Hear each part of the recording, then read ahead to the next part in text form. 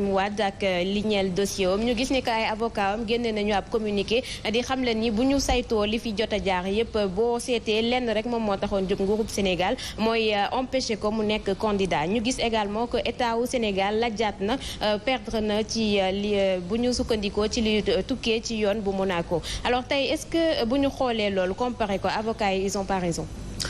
waaw jërëjëf Khady en fait du ma dugg nag ci débat polémique c'est-à-dire il faut que d'abord ñu préciser benn mbir Sénégal la ñu nekk le Sénégal est un état souverain avec une justice boo xam ne que nii dans le cas typique de Karim Wade rendre na une décision boo xam ne nii ñun ci suñu droit positif tey mën nañu ko tuddee une décision devenue définitive pour la bonne et simple raison que voie de recours yëpp épuisé nañ ko maintenant dans le cas précis bi ñuy wax ni avec le jugement du tribunal de grande instance de Monaco du 20 février wax nga ko communiqué lañ génne mais xëy na amaguñu la décision entièrement pour mun ko apprécier de fond mais li ñu xam ci décision bi mooy gannaaw bi Sénégal rendrait décision tout naturellement il y a une condamnation de l'ordre de 135 milliards donc Sénégal en tant que partie civile état du Sénégal bi nga xam ne dafa am pour recouvrer xaalis boobu dafay def ay procédures d'exécution donc mu mel ni que procédure yooyu mun nga ko exécuter au Sénégal te am na lu ñu ci jot a exécuter ci ay biens ci patrimoine Karim Wade mais ñu xool ne également ñoom mun nañu xool ci bitim réew foo xamee ne que nii mun nañ fa dem pour exécuter fa donc ci loolu lañ dem France mais damay rappeler ne demuñu France pour une nouvelle procédure contre ce juge cet arrêt de la Cour suprême et cet arrêt bi nga xam ne moom la CREI yi rendre mais c'était une procédure d'exécution te procédure d'exécution soo ko entamé dafay am lu ñuy wax ay procédures subséquentes c'est-à-dire tey décision bi nga xam ne moom lañ jëlee Sénégal soo ko yóbboo France mënoo ko fa appliquer la condition bi nga xam ne mooy tax nga appliquer ko fa mooy da ngay def une demande d'exéquatur la demande d'exéquatur nag c'est en fait c'est en droit international parce que bu fekkee ne que dañu rendre une décision au Sénégal décision boobu pour que mu mun a am force exécutoire en France il faut que juge français bi exéquaturé ko ci demande d'exéquatur boobu ci le juge français bi comme ni mu ko defee woon parce que en fait ça c'est à Monaco mais à Paris antérieurement à cette décision amoon na une décision d'exéquatur boo xamee ne que ni une décision d'exéquatur boo xam ni le tribunal de grande instance de Paris rendre na ko rejeté ko loolu nag damay wax ne amul benn incidence sur le fond de l'affaire remettrul en cause également la souveraineté judiciaire du Sénégal par rapport à ces juridictions même à l'intérieur du Sénégal fii da ngay gis nit am décision de justice di ko exécuter dem ba ci biir le débiteur bi muy exécuter def une procédure incidente référé sur difficulté wala annulation des actes de procédure mu mel ni que tey bu ñu demee ba devant le juge des référés ñu annuler des actes de saisie au Sénégal pour une poursuite judiciaire pour une exécution annulation acte de saisie yooyu tekkiwul nekk dafay remettre en cause le fond de la décision ça veut dire que ci biir procédure bi am na ay anomalies l'exécution n'est pas régulière ñu annuler ko exéquatur c'est la même chose c'est-à-dire que Sénégal dafa bëggoon recouvrer ses biens à partir de la France juridiction française yi opposé ko demande d'exéquatur boobu te li ñu jàpp ci motivation bi généralement parce que dañuy wax ne que exéquatur aussi il faut ñu xam yan condition la première condition c'est que il faut que état étranger bi nga xam ne moo bëgg a exécuter décision ci beneen état bi il faut que ñaari état yooyu am lu ñuy wax accord de coopération judiciaire te Sénégal ak France depuis 1974 d'ailleurs c'est depuis le 29 mars 1974 coopération judiciaire boobu am na te soo demee ci titre 2 wu coopération judiciaire de 74 boobu da ngay gis ne la question de l'exéquatur daf fay ñëw donc première condition il faut mu am Sénégal am na la deuxième condition mooy bi nga xamee ne que tey il faut que décision bi mu nekk une décision devenue définitive su condition yooyu dajee juridiction yi mun nañ ko apprécier maintenant nag bu ñu koy apprécier ñoom également dañuy am ay critères te critères yooyu dafa am ay évolution parce que dafa amoon lu ñuy wax le principe de l'équivalence c'est-à-dire que bu njëkk juridiction française yi bu yàgg amoon na benn appréciation bu ñu doon def appréciation bi mooy dañuy wax ne que dañuy vérifier la régularité de la juridiction bi nga xam ne moo rendre décision bi loolu daf doon am benn ingérence bu ñuy def ci souveraineté état yi maintenant cour de cassation française ñëwaat ci loolu ba tey ce principe d'équivalence amatul parce que boo xoolee à Paris li ñuy rejeté woon la demande d'exéquatur moo nekkoon ne juge français bi dafa jàpp ne délit d'enrichissement illicite amul lenn luñ ko mën a méngaleel ci législation française luy nuru délit d'enrichissement illicite et que par conséquent moom mënul joxe sañ-sañ pour que ñu exécuter une décision boo xam ne nii dafa condamner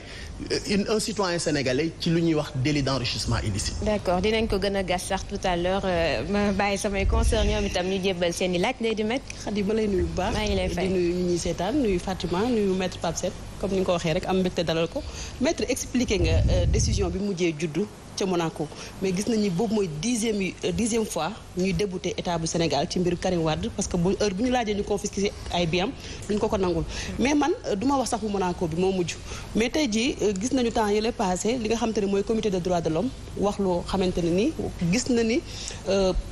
Karim Wade ak ay yelleefam dañ ko jalgati donc mu mel ni état bu Sénégal tey jii nii donte bëri na tey ay décisions yu génn ci institution internationale yi jox Karim Wade dëgg mais état bu Sénégal nangu cee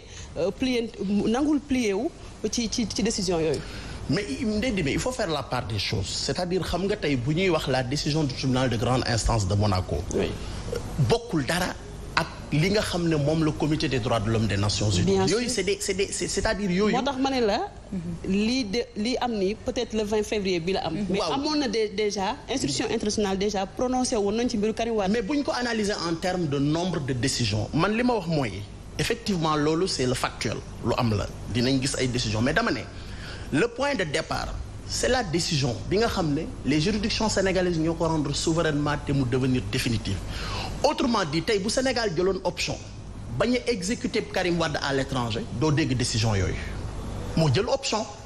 pour ne damay dem exécuter ko topp ko ci ay biens yu nekk à l'étranger moo tax muy demander exéquatur donc moom laa la wax léegi ne la même dans notre droit interne ñun da ngay gis ni nit su jógee di exécuter mën na am ay incidents d'exécution yoo xam ne nii mën na aboutir à l'annulation de la procédure d'exécution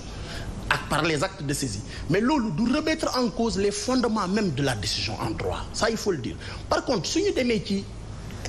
maanaam les structures onusiennes c'est-à-dire organes onusiens yi bon comité des droits de l'homme des Nations Unies je crois que il faut ñu xam également comité boobu lan mooy liggéeyam Sénégal dafa di pays dem foofu c'est-à-dire ay experts ñoom ñoo doon examiner le rapport du Sénégal sur les droits civils et politiques c'est différent du Conseil des droits de l'homme des Nations Unies donc bi ñu ko examiner ñoom dañu gis ne que par rapport ak droits civils et politiques yi ci procès Karim Wade am na ay recommandations yu ñu def état du Sénégal ce sont des recommandations maintenant la différence. mais recommandations yi li ñu ci gis jur na coow parce que magistrat yoo xamante ne ni fa lañ demoon wàcce nañ leen fa. waaw non man c'est un débat boo xam ne. magistrat mais loolu tamit. il faut nga wax xam nga loolu également day dimee. soo nee magistrat engagement yi nga xamante ne nii jël nañ ko fa. ni dinañu indemniser Karim Wade moom mais soo nee magistrat da ngay wax un corps. c'est comme si magistrat c'est pas des magistrats ñoo fa demoon. si c'est des agents du ministère de la justice. c'est pas des magistrats xam nga boo nee magistrat. d'accord ba tey non fi may waxee du foofu. c'est-à-dire fonction bi ñu fa demee woon. c'est pas la fonction de magistrat. d'accord c'est-à-dire que bu ñuy wax aussi. comme dañu nekk ci télévision man les termes ont un sens. c'est-à-dire que c'était des agents yoo xam ne investis d'une mission. on avance kenn ki c'est le directeur des droits humains. merci beaucoup Moustapha Ka keneen ki c'est le directeur de cabinet du secrétaire d'État aux droits humains. on peut partir. maintenant may wax ne la différence c'est que boo demee tey comité des droits de l'homme des Nations Unies ay recommandations la ñuy def recommandations yooyu nag état bu nekk muy état du Sénégal muy beneen état comme France ni ñu ko koy defee état yëpp la ñu koy def mooy jël matuwaay yi nga xam ne am na ko pour mën a mettre en œuvre ces recommandations là donc loolu bokkul ak nag la décision d'une juridiction judiciaire boo xam ne ni ça s'impose à l'état par exemple tey la décision du tribunal de grande instance de Monaco s'impose à l'état tey mënatul dem di teg loxo ci bien Karim Wade di nekk France. par contre bu ñu demee ci les organes onusiens comme comité des droits de l'homme des Nations Unies c'est des recommandations yoo xam ne dañuy inviter l'état à prendre les dispositions pour mun a sàmmonte ak loolu nga xam ne moom la comité des droits de l'homme jëmmal donc loolu gis ngeen débat bi ci ab yëpp état du Sénégal wax na ci position parce que l'état est souverain l'état du Sénégal wax na ne jot na recommandation yi mais état du Sénégal mooy étudier nan lay mettre en œuvre ces recommandations là. kon ñee lee ñu wax bañ dàqu leen. engagé état du Sénégal. non xam nga Ndeye Dibe man dama woon Genève duma état du Sénégal mooy yebal ay ñoo xam ne nii da leen jox ay ndomba tànk. mais maître yow yaay président du comité sénégalais des droits de l'homme. non mais ça n'a rien à voir parce que état nga may wax c'est-à-dire que man dama woon Genève mais état moo leen yebal l'État a pris des sanctions moom moo xam la tax mu jël sanctions yi mais ñun bu ñuy analyser le fond de l'affaire ci li ñuy wax mooy ay recommandations yoo xam ne dañ ko def l'État du Sénégal wax na ne dina jël matuwaay yi pour xool nan lay mettre en œuvre ces recommandations. bu ñu waxee ci mbirum État mais la sanction sincèrement avant ngay jël mais mbirum Karim Wade tey est-ce que interpellé la yow en tant que président du comité sénégalais des droits humains ñu gis koo xamante ne ni nekkoon na dëkkam ñu jëlee ko fa yóbbu ko ci condition yoo xamante ne ni ba tey kenn nanguwul leeral. non Ndeye Dime xam nga nag aussi comité sénégalais dañ koy dugal ci loo xam ne nii xam na ko xam nga Karim Wade en tant que personne condamnée su fekkee ne que moom tey génn na Sénégal ah wax dëgg yàlla comité sénégalais des droits de l'homme xamul la tax mu génn mënul topp loolu parce que Karim Wade moom dem na tey. fi may ak yow nii même ñi nekk PDS mënuñu laa wax lu tax mu dem à fortiori ñun ñi donc moi je crois que tey bu fekkoon ne moom dem boobu mu dem xëj na gise na ko neneen mais am na ay voies de recours yu ko yoon may mu def ko comme defu ko nag toog na foofu mais ñun dañuy jàpp ne rek dem na parce que polémique bi bari na ci da ngay gis ne am na ñoo xam dañ ko exilé ñenn ñi ne moom moo dem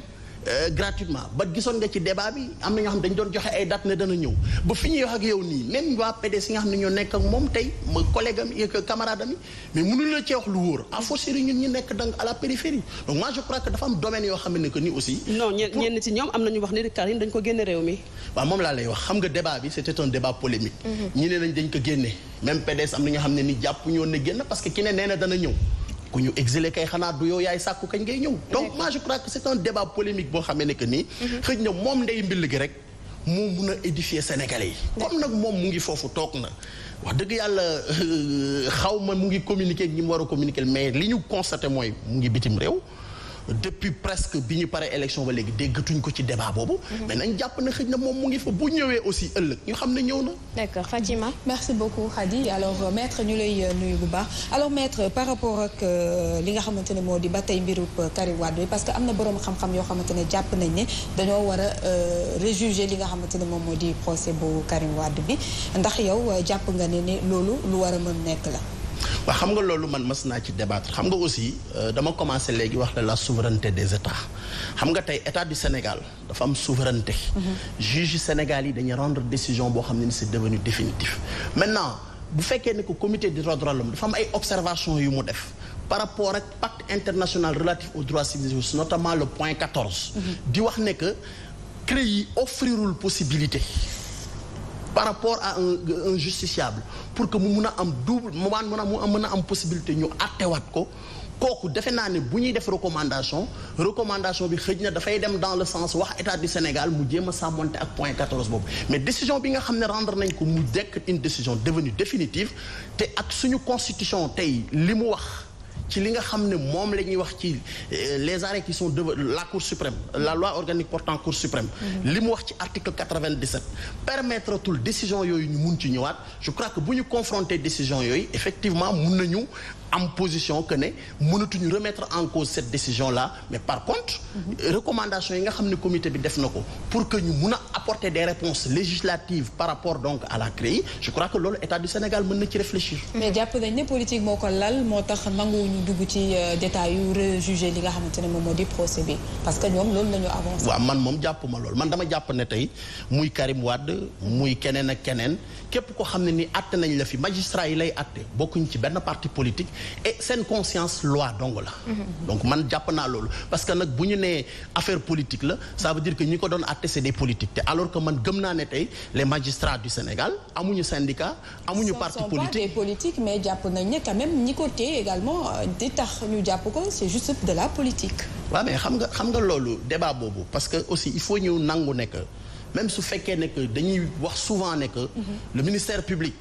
c'est un prolongement de l'exécutif mais le siège n'est pas un prolongement de l'exécutif c'est-à-dire ñi nga xam ne ñooy rendre la décision de condamnation ou de relax ou d'acquittement ñooñu c'est des magistrats yoo xam ne que nii c'est des magistrats du siège amuñu benn lien direct de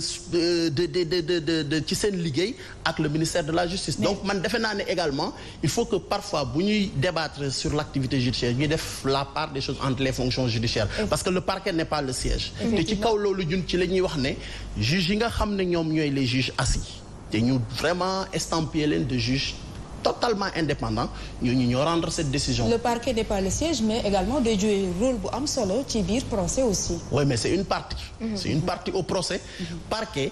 comme ni partie civile di formuler demande prévenu di ko formuler demande noonu la parquet di formuler demande. Autrement dit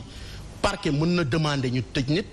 mais tribunal rejeté ko dafay dem def appel wala mu plié wu ci comme du yenn texte yi nga xam ne am na ay écueils ñu def toilettage pour rendre beaucoup plus indépendant la accusé wu ma kenn mais tey gis nañ sénégalais li ñuy dund nga xamante ne ni accusé wu ma benn magistrat mais gis nañu injustice bi nga xamante ne ni sénégalais ñu ngi koy dund di ñëw di ko wax partout ci rajo yi ak feneen foo xamante ne ni dañuy am leeg nit yoon wala des fois sax ñu am leeg koo xamante ne ni problème mu ëpp leen doole li ciy jógee mooy ki leen ëpp doole moom mu leen fay bàyyi. non ndey di mais loolu amul Sénégal très sincèrement man danaa la wax xam nga ki nekk ci biir am élément d'appréciation bokkul ak ki nekk ci biir tu sais la rumeur publique aussi souvent non entre nous moi je te dis en toute connaissance de cause parce que loolu tey su doon am man mun naa la wax ne tey boo demoon tey dans les archives du tribunal de Dakar di nga gis combien de décisions de justice qui ont condamné l'État. Dans un état où il n'y a pas d'état de droit, il n'y a pas de justice, l'état kenn du ko condamné te pourtant l'état du Sénégal est condamné chaque jour au niveau des prétoires loolu rek signe la pour woon leen la l'indépendance de la justice c'est-à-dire les magistrats yi